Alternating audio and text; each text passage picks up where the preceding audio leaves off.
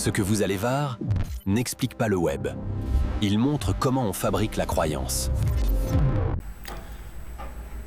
Dans la vidéo précédente, je vous ai présenté rapidement ce que j'appelle le pipeline Quick Win. L'objectif était de montrer comment on peut, sans refondre un site, commencer immédiatement à influencer la manière dont les IA perçoivent une startup. Dans cette deuxième vidéo, on passe au concret. Je vais prendre un cas réel. Je vais vous montrer étape par étape les outputs exacts du pipeline, ce que chaque étape produit et ce que ça révèle. Et surtout comment ces outputs sont exploités pour créer de la crédibilité, de l'autorité et de la confiance avant même un pitch deck. Donc là, l'objectif n'est pas d'optimiser un site, mais de comprendre comment une startup devient lisible pour les IA et donc finançable pour les investisseurs. Très bien, donc j'ai modélisé la pipeline sur Miro pour rendre son fonctionnement plus concret et visible. On commence. Le problème réel que personne ne formule correctement aujourd'hui, c'est que 95% du web n'est pas du contenu, c'est de l'interface déguisée en texte seulement. Le SEO autrefois réduit à une affaire de mots-clés, aujourd'hui c'est une discipline d'architecture de sens. Ce que compte désormais, ce n'est plus d'empiler des mots, mais de structurer des relations, des contextes et des significations. On continue d'avancer, donc la majorité des startups pensent encore que leur problème est un problème de visibilité. En réalité, c'est un problème de compréhension de la part des moteurs de réponse IA. Le vrai avantage compétitif aujourd'hui, ce n'est pas de publier plus, c'est de produire du contenu que les IA peuvent raisonner et pas seulement lire. C'est de produire en fait du contenu structuré autour d'entités et de relations sémantiques. Voilà. Donc l'objectif n'est plus simplement d'optimiser un site. L'enjeu aujourd'hui, c'est de rendre une startup intelligible pour les moteurs de réponse et les IA. Plus une structure est lisible sémantiquement, plus elle devient indexable, crédible et donc par la suite finançable. Donc pourquoi ce pipeline avant la refonte? Pour la simple raison que refaire entièrement un site prend du temps. La perception du marché, elle ne tend pas. Donc ce pipeline absorbe les contraintes techniques tout en donnant au marché une image claire et crédible de la startup. Donc prenons par la suite l'exemple concret d'aujourd'hui, le site Balti.com que voici.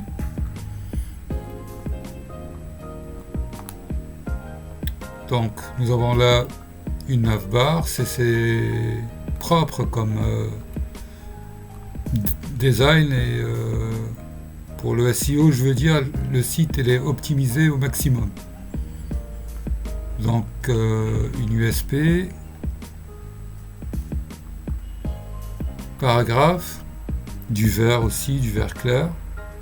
Voilà, on a dit énergie renouvelable, immobilier, start-up, pas mal d'informations. Continue de descendre une autre section.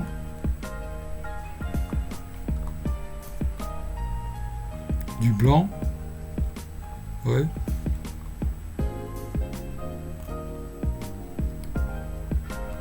Testimonial. FAQ. Et un footer. Tout le nécessaire pour un site, quoi. Mais le problème, comme je vous ai dit aujourd'hui, ce n'est plus par rapport au SEO. Donc si nous prenons par exemple, on commence par cette section, la section Hero. Le problème là, votre plateforme d'investissement pour dynamiser et optimiser votre patrimoine. Pour du SEO, c'est très bien. Donc plateforme d'investissement, patrimoine optimisé, pas mal de mots-clés. Par la suite, pour les moteurs IA, c'est une proposition générique. Il n'y a aucun signal de spécialisation, donc non différenciante pour les autres sur SGE, ChatGPT ou Perplexity. Là, on commence à comprendre le problème qu'il y a entre travailler un site sur le SEO et le faire et l'optimiser pour l'IO, le GIO. La section suivante, celle des promesses, donc investissez dans le renouveau des territoires et les meilleures startups à impact, du crowdfunding, pour le reste, bon. Le problème là, c'est qu'il n'y a aucun lien explicite entre décision, mécanisme et résultat. Ce que je veux dire par là, c'est que la promesse dit quoi, mais pas comment ni pourquoi. Et il se trouve que les IA ont besoin de ce fil logique pour comprendre et valoriser l'offre. Et là, le travail qui va être fait, c'est de structurer ce fil en langage sémantique. Donc là, pour une IA, les bénéfices sont abstraits et non citables. Donc, section suivante, celle des produits.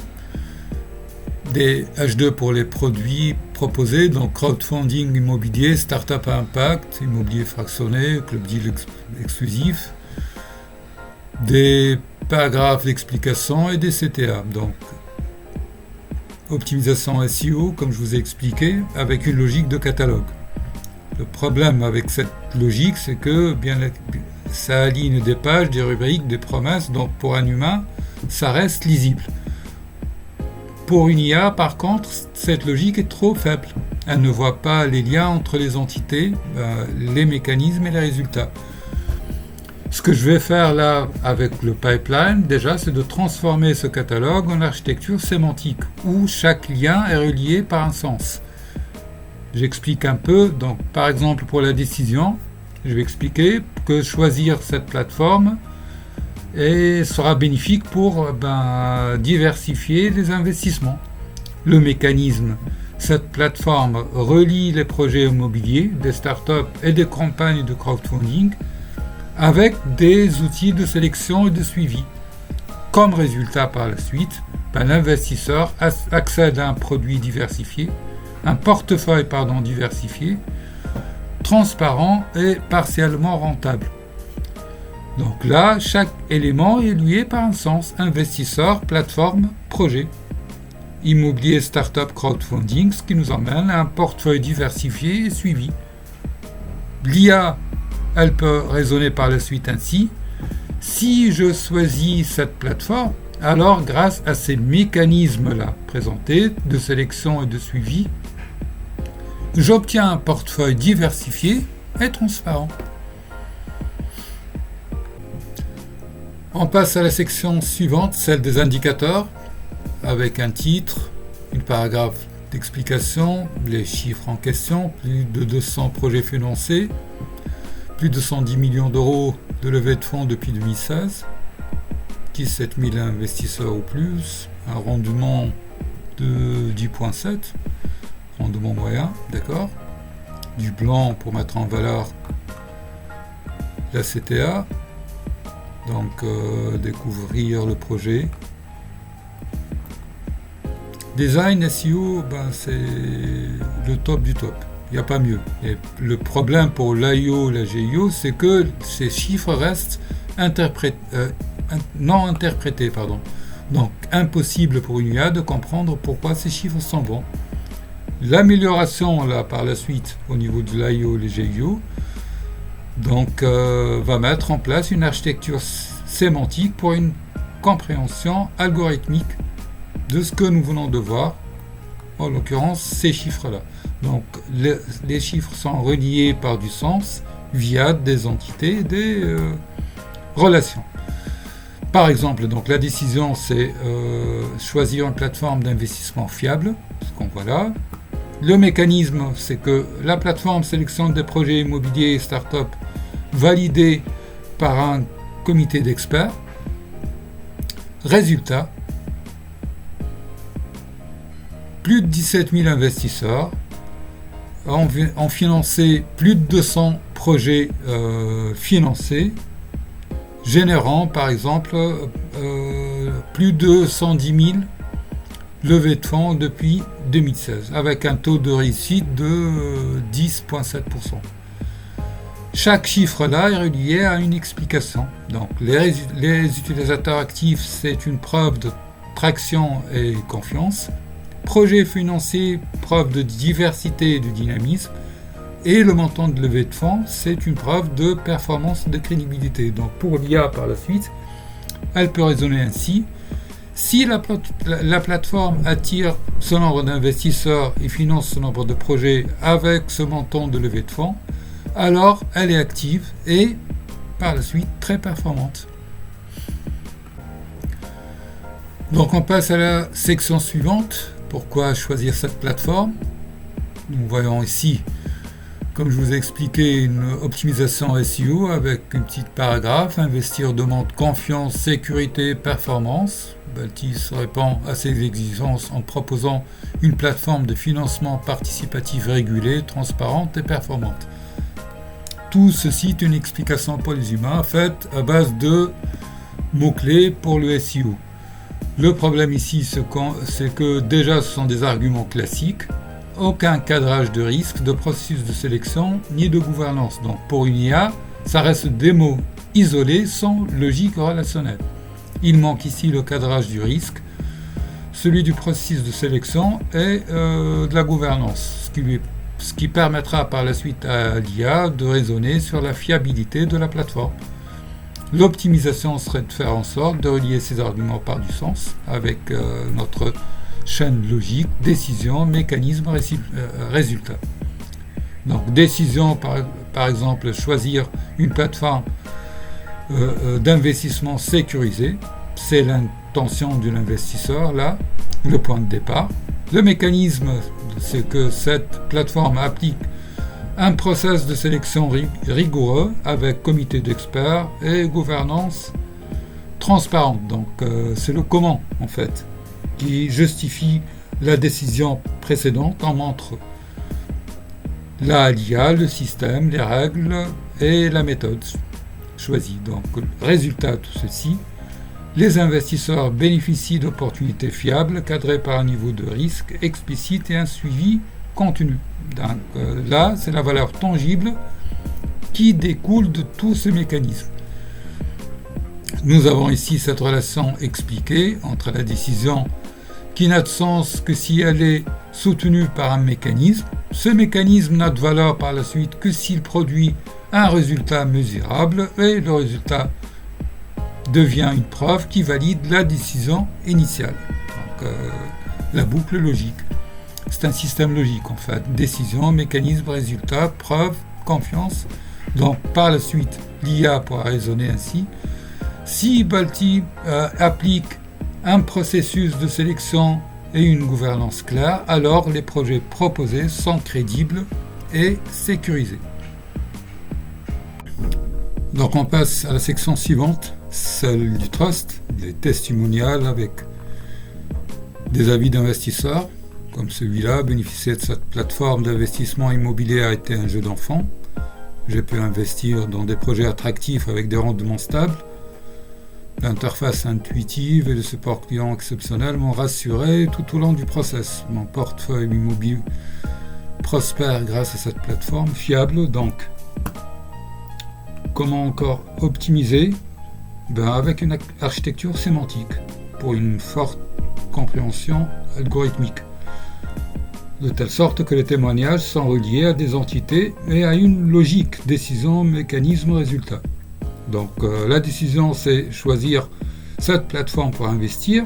Le mécanisme, pour soi, l'avoir choisi, c'est par rapport à son processus simple, son accompagnement personnalisé, puis une gouvernance transparente. Résultat de tout ceci, les investisseurs témoignent d'une expérience fluide, d'une confiance renforcée et de projets financés avec succès. Donc par exemple, en choisissant cette plateforme, j'ai pu investir rapidement grâce à un processus clair et sécurisé. Résultat, mon projet a été financé en moins de 30 jours. Donc nous avons une preuve relationnelle, investisseur, process, résultat. L'IA va raisonner ainsi. Donc si plusieurs investisseurs décrivent un process rapide et sécurisé, alors cette plateforme est crédible et performante. Donc la section suivante, la section du FAQ, qui commence par un parcours investisseur, puis par la suite une FAQ informative qui répond à des questions humaines, mais pas structurée IO. Donc l'optimisation consiste à passer d'une FAQ classique comme celle-ci à une FAQ structurée comme graphe de connaissances exploitable par les IA. Pour un catalogue classique, ça donne des réponses pédagogiques mais isolées. Donc pour un humain, c'est utile. Pour une IA, ce sont des phrases déconnectées, sans logique relationnelle. L'architecture sémantique, une forte compréhension algorithmique avec une alimentation via RAG, le RAG, chaque question devient une entrée d'entité. Chaque réponse est reliée à un mécanisme et à un résultat. Par exemple, les tickets du SAV alimentent la FAQ via un système RAG. Les questions, ça donne les questions réelles des investisseurs, sont indexées. Les réponses sont enrichies de texte avec un process risque-gouvernance, la logique. Donc l'IA peut raisonner sur les relations entre les questions, les mécanismes et les résultats.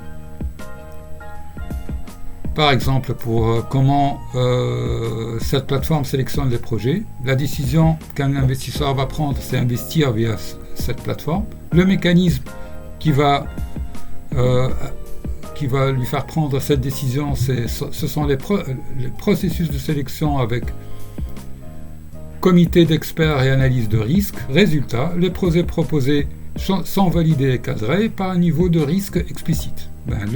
La FAQ devient un graphe de connaissances, investisseur, décision, question, mécanisme, résultat. Donc l'IA, elle va raisonner ainsi. Si cette plateforme applique un comité d'experts pour sélectionner les projets, alors les opportunités proposées sont fiables. Donc là, une FAQ classique répond à des humains, une FAQ optimisée, enrichie par RAG, devient un graphe de connaissances, et c'est ce graphe que les IA comprennent et que par la suite les investisseurs valorisent.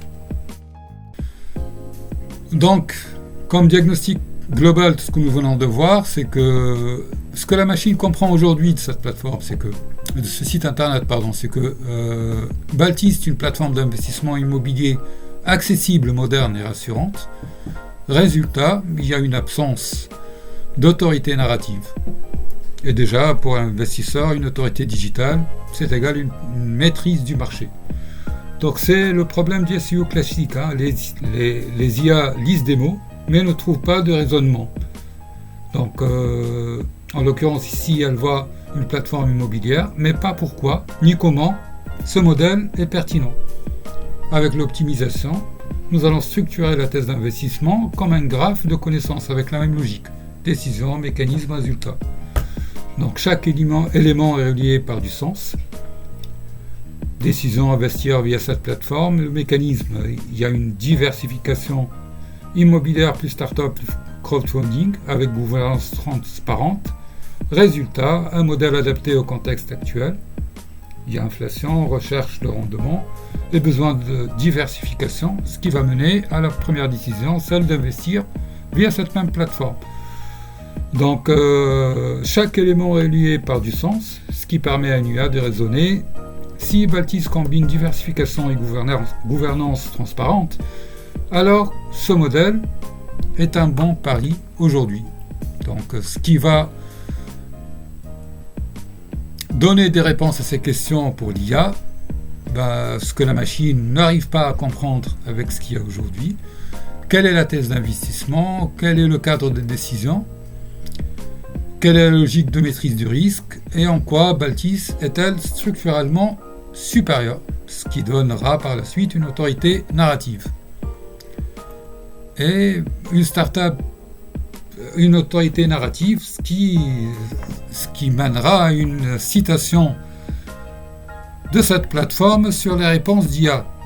Parce que comme vous le savez sans doute, aujourd'hui, les gens, un investisseur en l'occurrence, n'arrive pas sur Internet pour faire une recherche via mots-clés.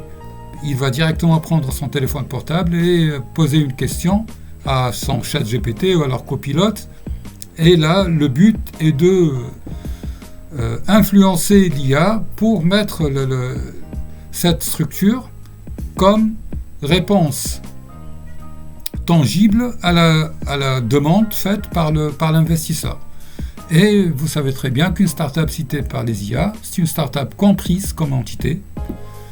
Et une startup comprise, c'est une startup perçue comme structurée, donc crédible. Une startup crédible, c'est une startup investissable. Donc le pipeline que je vais détailler permet deux choses. Primo, corriger immédiatement ce que les IA comprennent mal, puis préparer une refonte future beaucoup plus efficace.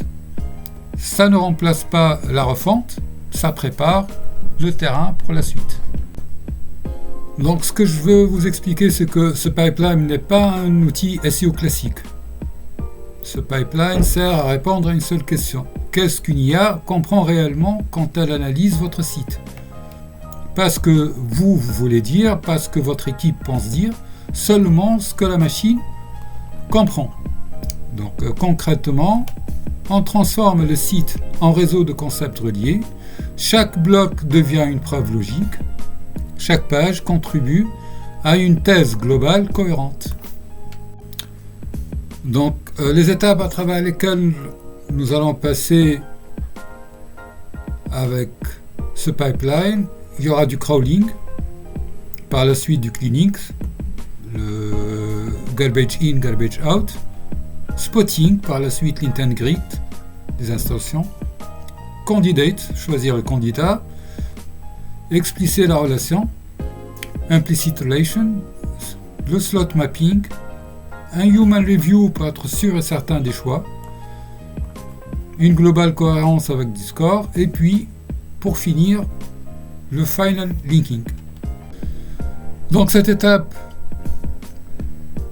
va nous permettre de reprendre le contrôle de ce que les IA comprennent aujourd'hui, en attendant de reconstruire le site pour imposer par la suite un narratif durable et structuré. Le but de ce pipeline, c'est de créer un quick win rapide, un gain rapide pendant que la refonte complète se prépare.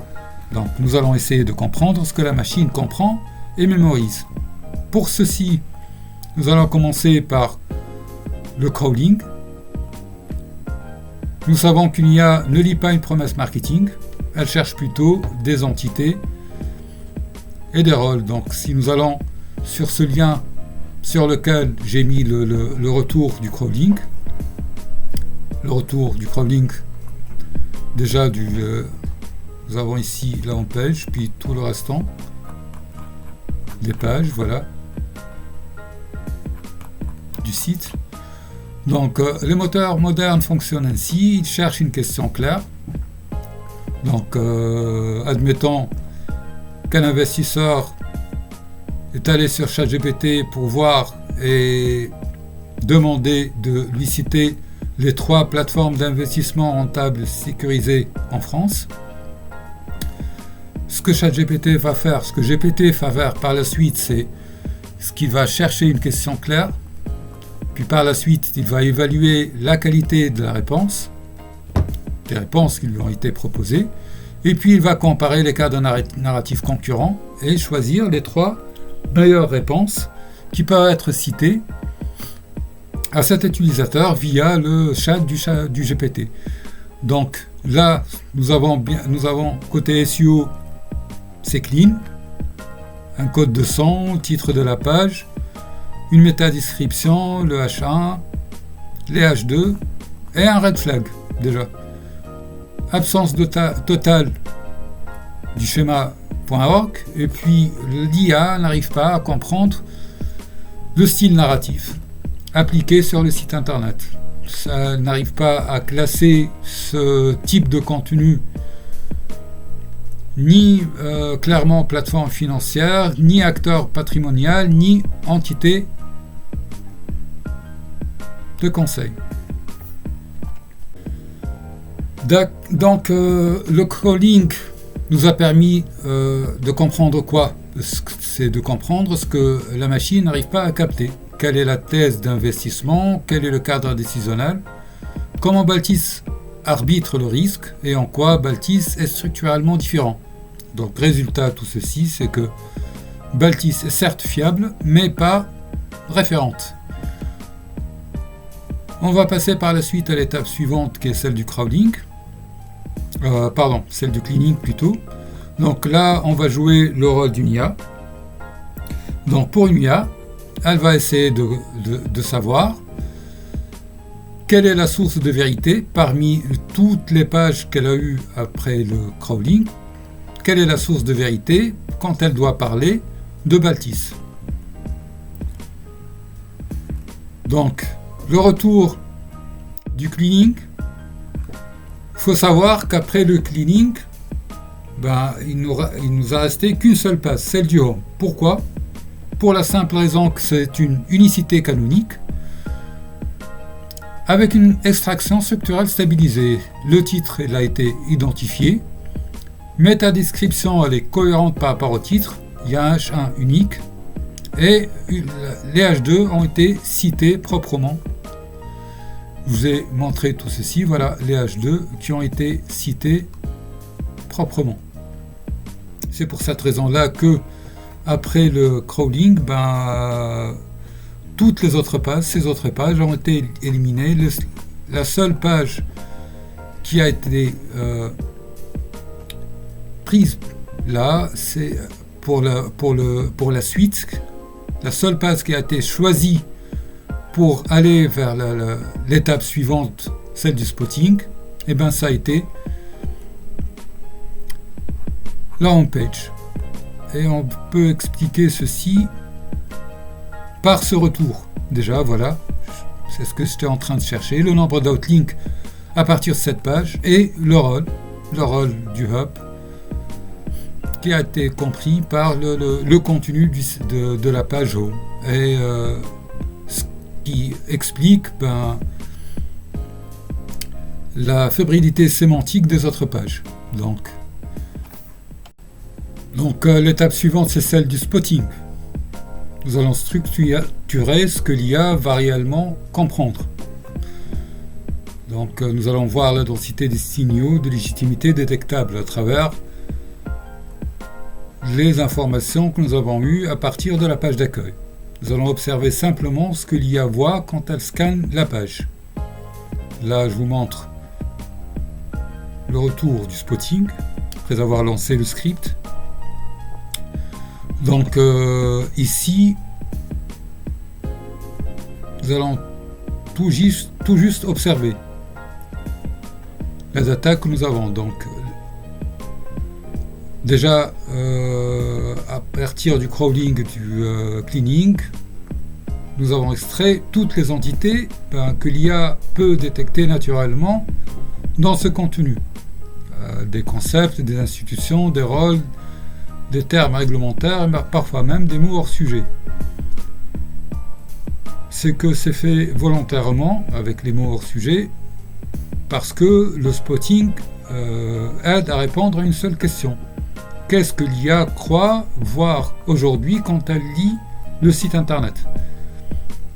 Dans le cas de celui-là, on voit émerger par exemple prestataire de services de financement participatif, autorité de marché financier, mais aussi des notions plus larges, plus vagues aussi, comme investissement, projet, protection.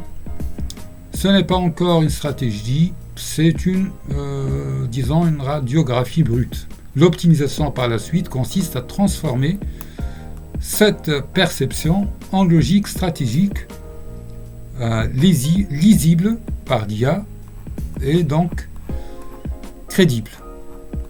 Déjà, avec les informations que nous avons pu avoir suite au spotting, nous pouvons déjà commencer à travailler la sémantique via un PBN, un Private Block Network, en utilisant toute cette data au niveau du tiers 3. Ces outputs seront injectés dans le tiers 3 qui a un rôle très précis, donc celui de créer un volume sémantique. Là, on ne cherche pas la précision, on cherche seulement la répétition, de répéter jusqu'à ce que la vérité soit ancrée. Donc, ce que nous allons faire, c'est exposer les IA à ces termes, encore et encore, dans des contenus simples, courts et parfois même redondants. Là, le but ne sera pas de convaincre, mais seulement de familiariser les IA avec ce concept de Baltis qui peut être cité comme source fiable pour le choix de plateforme d'investissement. Donc si maintenant on passe à l'étape suivante qui est celle de l'Intent Grid, c'est une étape qui transforme le contenu crawlé en objet de décision lisible par une IA. C'est comprendre comment l'IA va expliquer par la suite en une phrase ce que fait notre plateforme. Nous allons partir sur la page du résultat du script. Donc, l'étape Intent Grid, elle sert à quoi? Elle sert à cartographier l'intention dominante derrière chaque contenu. Dans le but d'identifier l'intention dominante. Comment cela? Nous allons analyser la page pour voir si elle exprime une décision, une information, une pédagogie ou une preuve. Donc, résultat, on obtient une grille claire, l'intention, persona, les freins. Donc ici, l'intention principale est clairement une décision d'investissement. Le persona est celle d'un investisseur particulier. Les freins sont connus, donc risque, rendement, liquidité, puis confiance. À partir du moment où l'IA comprend exactement dans quel marché vous êtes et à qui vous parlez et à quel moment vous intervenez dans la décision, là, vous n'êtes plus une start-up invisible. C'est ce qu'on appelle les pivots narratifs.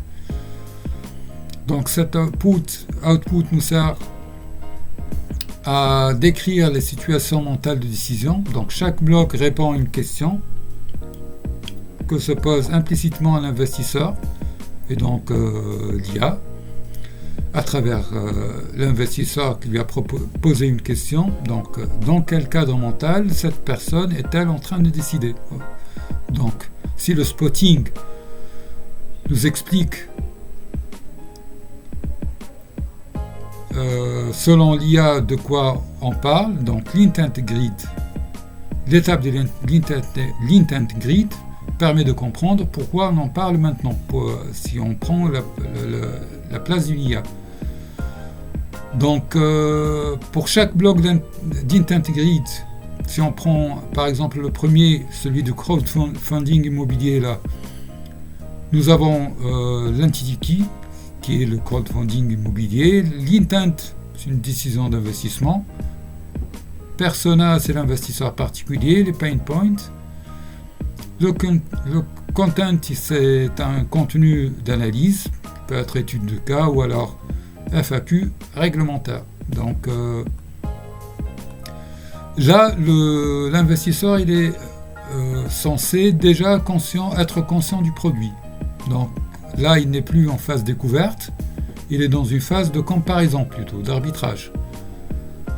Les freins sont connus et rationnels, donc il cherche des preuves là. Il n'est plus à l'étape où il va se contenter de promesses. Donc là, pour une IA, c'est un intent à haute valeur décisionnelle. Et si on regarde l'ensemble des outputs, tous les intents sont identiques. La conclusion qu'on pourra tirer, c'est que Baltis n'est pas en phase d'évangélisation du marché. Elle s'est positionnée donc pile là où l'investisseur va trancher, va décider, va prendre la décision. Mais il y a un problème majeur côté IA, c'est que sur le site, ces intentions ne sont pas explicitement matérialisées, ne sont pas hiérarchisées et pas encore séparées par entité. Et ils sont mélangés dans une prose institutionnelle. Donc, résultat à tout ceci, c'est que l'IA voit des offres, mais pas de cadre décisionnel distinct. Et nous allons essayer déjà de corriger tout cela avec un PBN.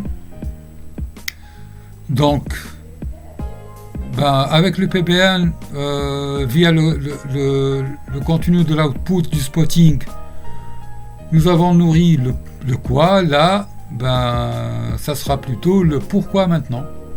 Donc, au niveau du tiers 3, il y aura des concepts neutres.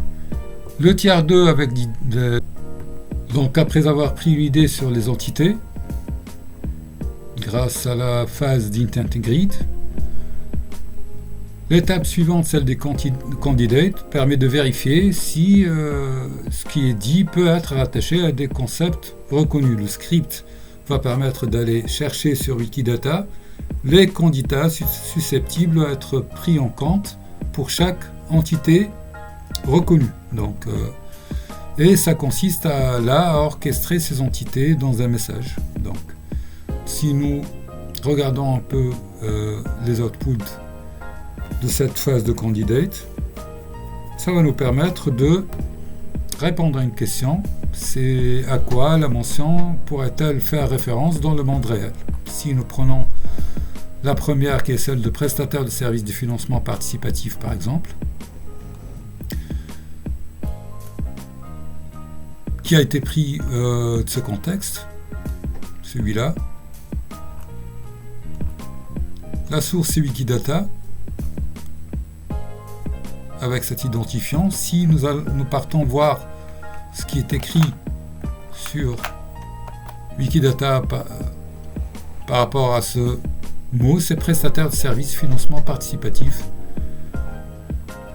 qui a été pris directement, mais le problème c'est que ce n'est pas le seul qui peut être pris. Donc nous voyons ici une autre idée qui nous emmène vers ce lien.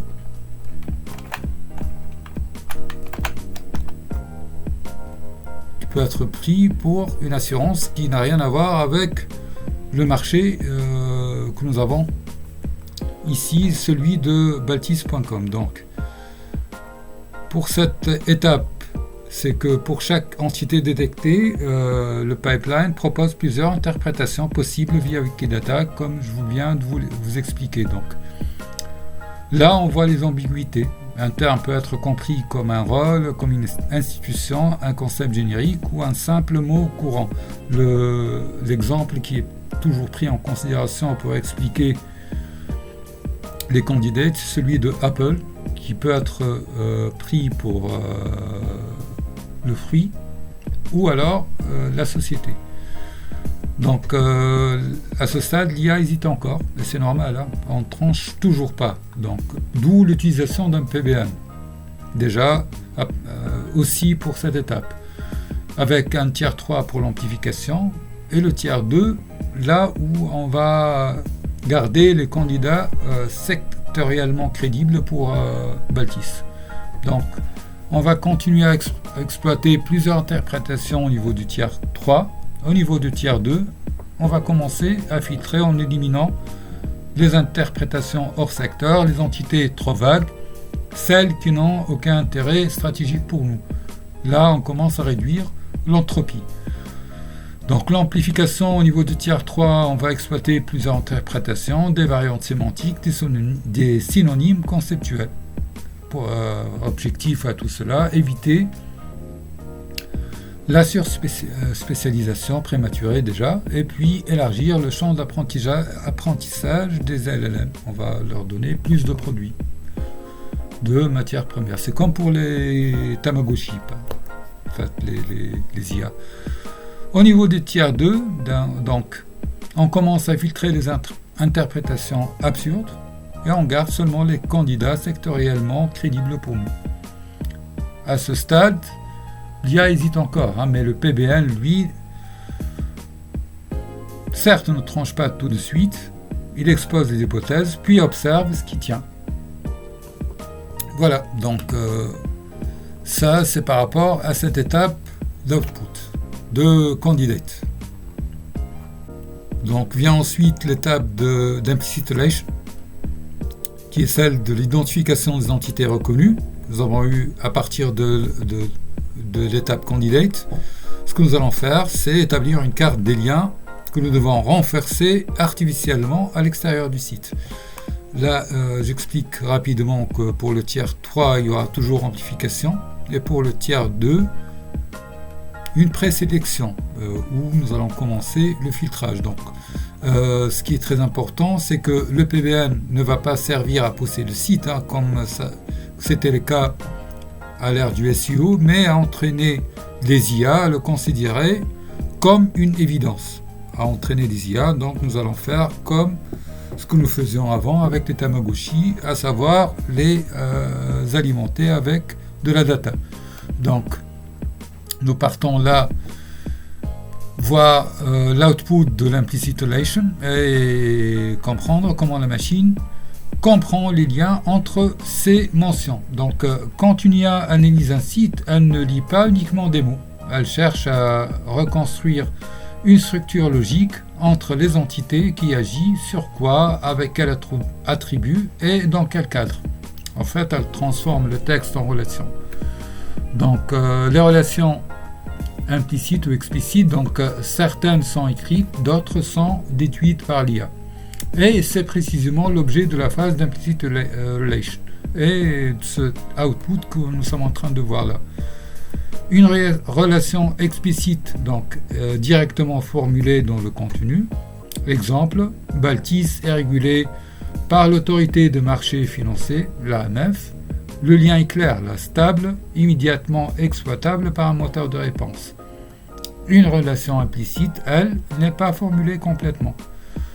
La machine le déduit à partir des signaux linguistiques qu'elle a, donc de dépendance grammaticale ou de concurrence. Donc exemple, Baltis a un attribut numérique qui est ici 1. Donc la relation existe bel et bien dans le graphe calculé, mais son sens reste partiellement indéterminé. Cela montre qu'il y a donc de construire un graphe de connaissances. Cependant, certaines liaisons sont incomplètes, voire approximatives, voire même ou même fragiles. Donc à partir de l'output, le système détecte le sujet, qui est Baltis. Voilà. Relation has numeric attribute. Il y a bien une relation.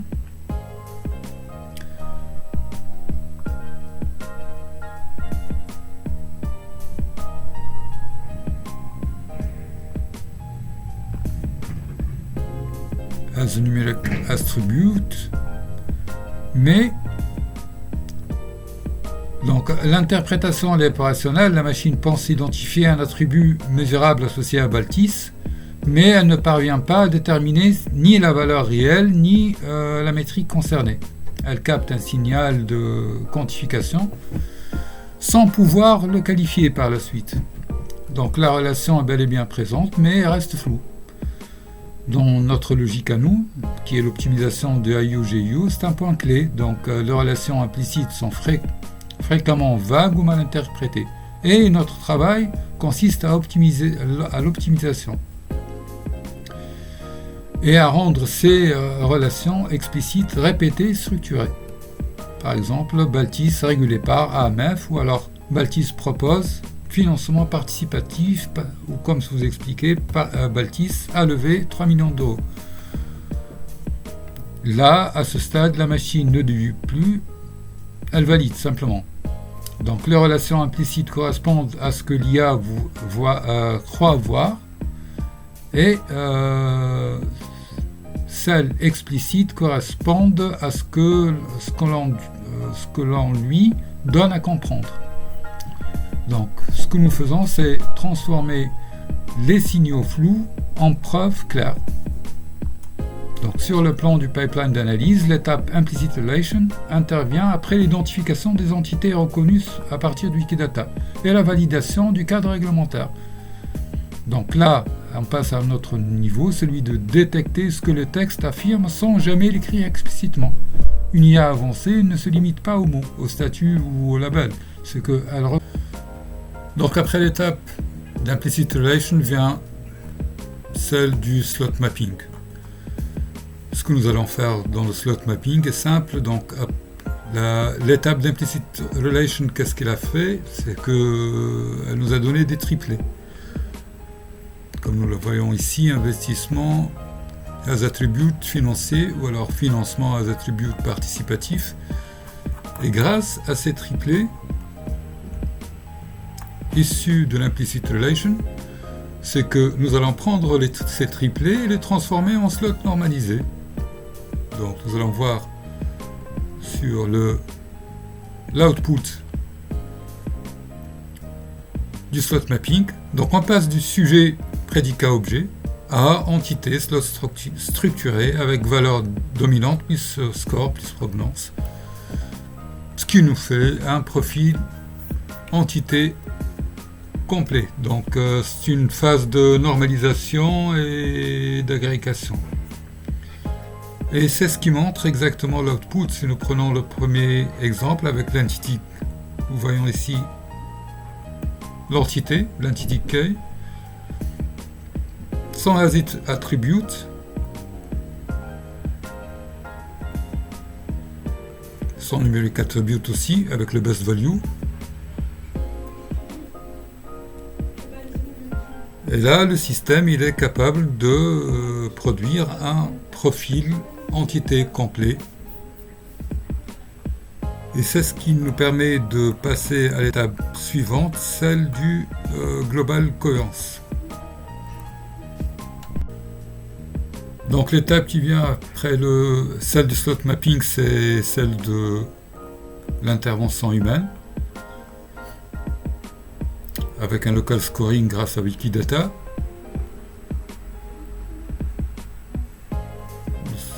Partant sur l'output du Human Review en CSV.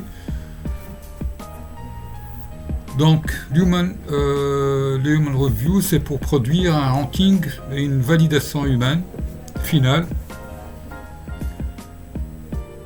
après avoir consolidé des entités. Nous allons maintenant faire le choix des candidats. Nous avons choisi nos candidats avec une URI, un lien Wikidata pour chacun des candidats. Dans celui-ci, par exemple, prestataire de service. Un ranking, un score élevé aussi. Donc, il n'y a plus d'ambiguïté. On peut dire là que c'est un contrôle éditorial qui a été fait. Si c'est accepté ou pas pour continuer. Donc là, ça devient déterminant surtout pour le PBN. Et c'est le but par la suite. C'est que le PBN, pour être efficace, il doit répéter la même entité. Et là, nous sommes sûrs et certains que tous les sites satellites pointeront vers la même entité Wikidata, ce qui va amplifier le même graphe. Et il n'y aura pas de signaux contradictoires par la suite. Voilà. Donc nous arrivons à la dernière étape, celle du final linking. Il faut comprendre que cette pipeline nous sert à instaurer une certaine autorité digitale. Donc chacune des outputs créés par les autres scripts joue un rôle précis dans cette matrice. Nous sommes partis du bruit avec le crawling, nous sommes passés par les entités, par la suite l'autorité, et là nous sommes arrivés dans le contenu à mettre au sein du PBN. Nous savons tous que les LLM se nourrissent de contenu web, donc ce que nous allons essayer de faire, c'est d'inonder le web avec du contenu contextuel qui cite l'application ou la startup comme la solution idéale, avec un tiers 3 où il y aura une masse pour créer un certain volume de citations, le tiers 2 avec des blocs thématiques, ça sera pour la pertinence sectorielle, puis le tiers 1 avec des pages hub, des pages piliers pour valider la légitimité. Donc on déploie le PBN, avec lui les signaux grâce au farming. Cela va générer du trafic organique et de la vraie curiosité. Nous allons par la suite convertir ces vrais curieux en utilisateurs payants et puis par la suite on présente ces chiffres aux investisseurs. C'est cela le deal. Donc les 4 outputs consommés dans ce script de final linking, il y a le local scoring, ça, le candidate with face, c'est la liste de candidats scorés par proximité lexicale. Et c'est 35% du scoring final dans le graphe. Puis par la suite, il y a le cohérence globale avec 45% d'alimentation. C'est avec ça qu'on évite par la suite de prendre par exemple le mot ISO pour une marque. Par la suite, il y a celui de l'Human Review, l'intervention humaine qui va alimenter à hauteur de 5%.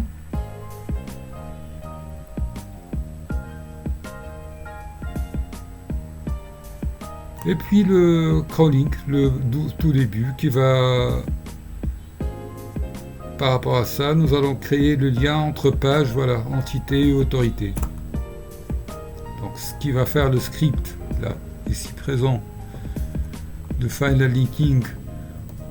Première étape, il va fusionner le tout, local plus global plus humain. Il va scorer par la suite sur 3 axes. Puis, il va classer le tout en tiers PBN. Si nous allons sur l'output de cette étape, la voici, avec le classement et la fusion des 3 axes. Puis la suite pour le PBN, nous avons seulement 2 ici parce que au départ, nous n'avons pas pris la totalité des pages présentes sur le site internet, ou même le site internet n'avait qu'une seule page d'autorité. Par la suite, viendra le travail avec le NCP, le Narrative Context Protocol, et pour délimiter le contenu, puis par la suite le Narrative Context Protocol pour le contenu lui-même. Donc résumé rapide de tout ce que nous venons de voir. Donc avec cette pipeline, nous avons commencé par scanner le site comme le ferait un moteur IA. Puis par la suite, après avoir scanné le site, nous avons éliminé tout ce qui crée de la confusion, ce qui nous a permis d'identifier les entités. Par la suite, en identifiant les entités, nous avons transformé cet ensemble d'entités détectées en architecture d'intention. Une fois que nous avons eu le triplet, les architectures d'intention, nous avons identifié les relations entre elles. Et puis, nous les avions consolidées à travers le local scoring et l'intervention humaine pour avoir une cohérence globale.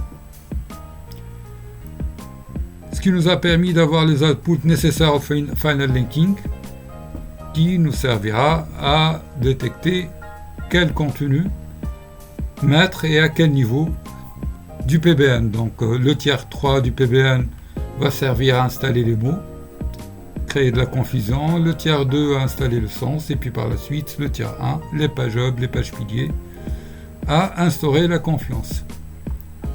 Comme vous le voyez, ce n'est pas du SEO, c'est de l'éducation de modèles LLM. Donc par la suite, quand une IA voit les mêmes entités, les mêmes rôles et les mêmes associations sur une cinquantaine de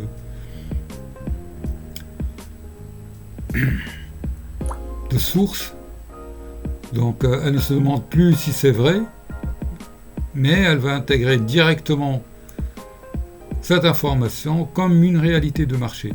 Et à partir de là, quand un investisseur demande à une IA quelles sont les solutions crédibles dans mon secteur, le nom de votre start-up ou alors le nom de votre solution ne va plus apparaître comme une solution, mais bien comme une évidence.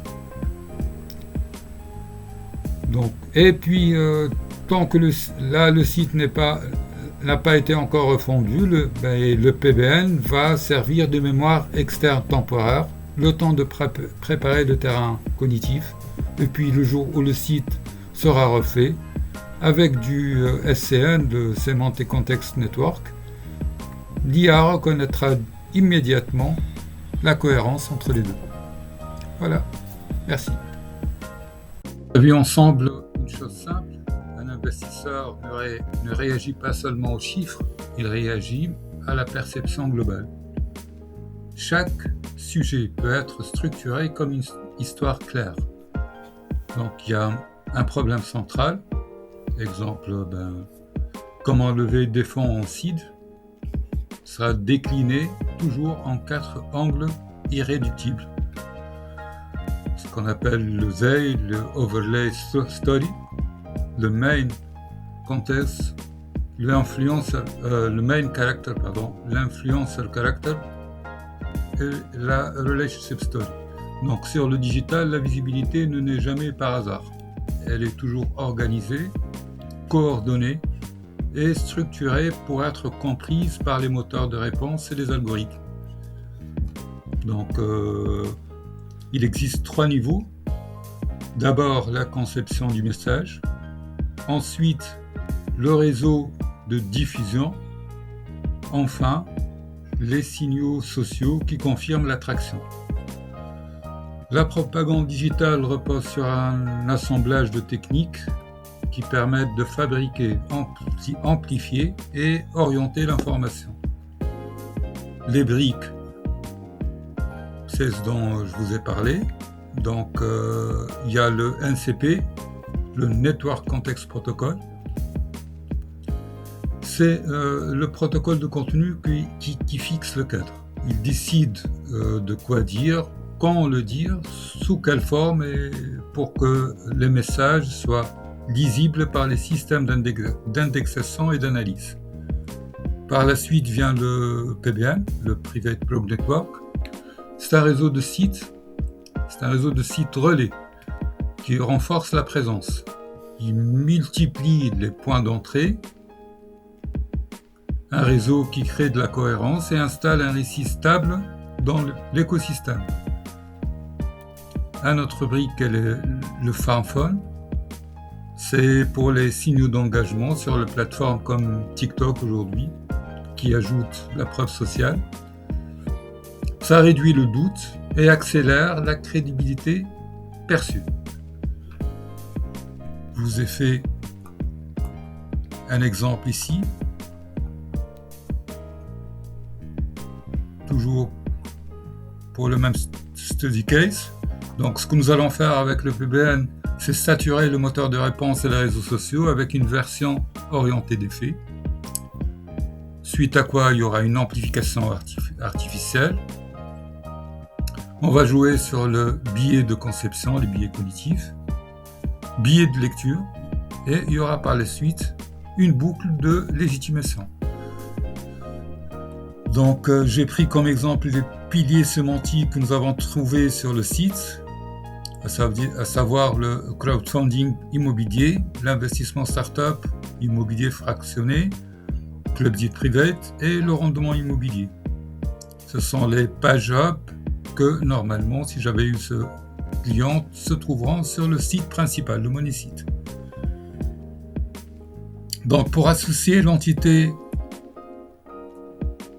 à conformité, sécurité, maturité du marché, il y aura par la suite le PBN avec le T2 le tiers 2 du PBN, des blocs, toujours sur du propre, jamais du spam. Donc, par exemple, le premier bloc portera sur la réglementation du crowdfunding immobilier en France. Le second, rendement du crowdfunding immobilier, analyse des performances. Et le troisième bloc, par exemple, comment les plateformes crowdfunding immobilier génèrent leur rentabilité. Donc là, déjà pour l'une des pages Job, j'ai pris comme exemple le premier pilier.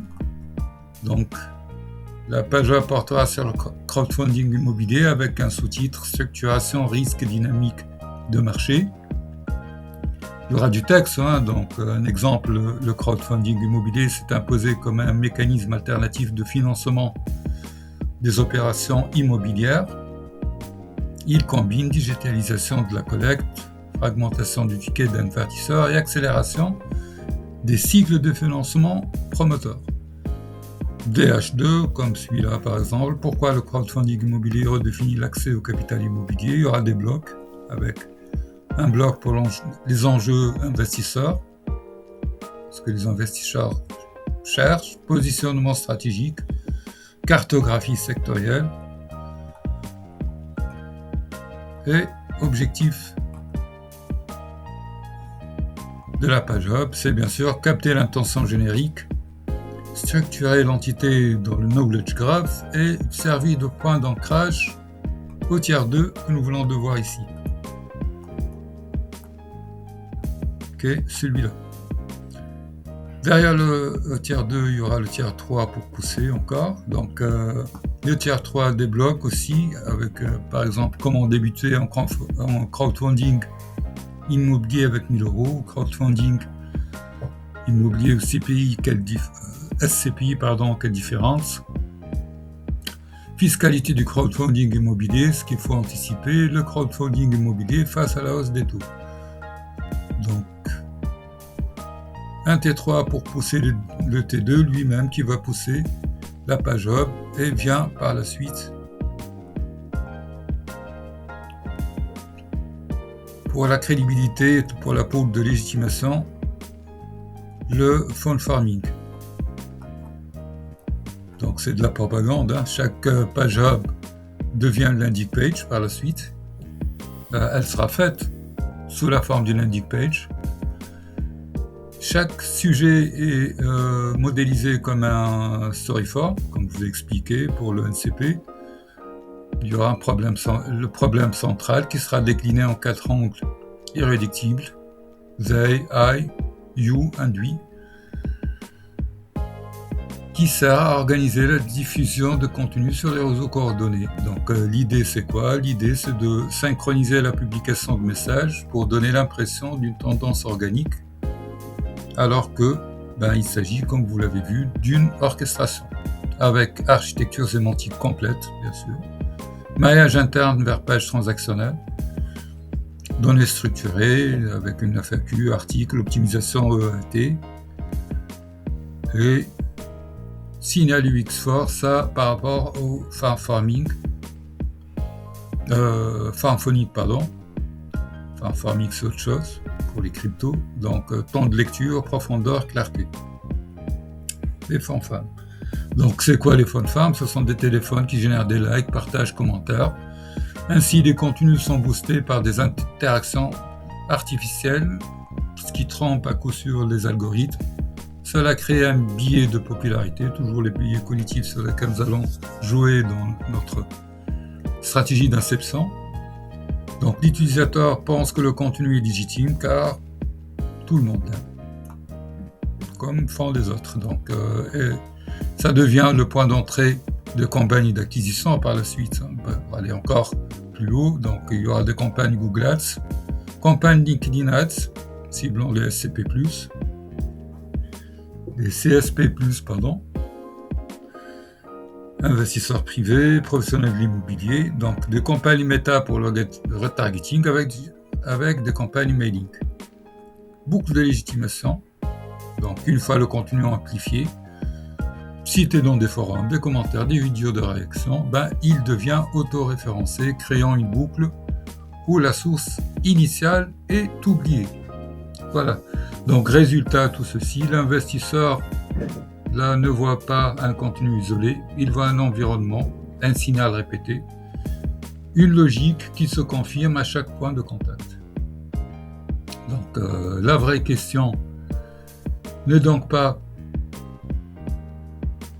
comment communiquer. La vraie question est comment construire une présence qui paraît évidente, structurée et fiable dans les yeux et des utilisateurs et des investisseurs. Donc c'est précisément ce travail que je mets en place pour les startups, à savoir transformer la perception digitale en actif stratégique, ce qui aide les startups dans leur quête de demande de levée de fonds, du seed même jusqu'à série A et B, voire jusqu'à un exit fructueux. Donc, si vous voulez voir comment appliquer ce cadre à votre projet, vous pouvez réserver un échange et par la suite, je traduis cela en plan opérationnel adapté à votre contexte. Merci à vous.